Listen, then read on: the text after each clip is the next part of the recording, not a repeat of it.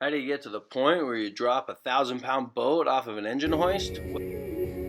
Well, you grab the arm of the engine hoist and lift it up and let the pump jack fall out of it, hold it for a hot second, then put it down without reconnecting it back into the slot.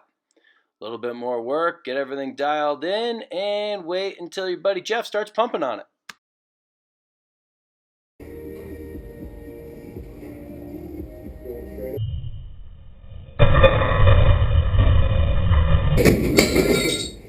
You guys okay?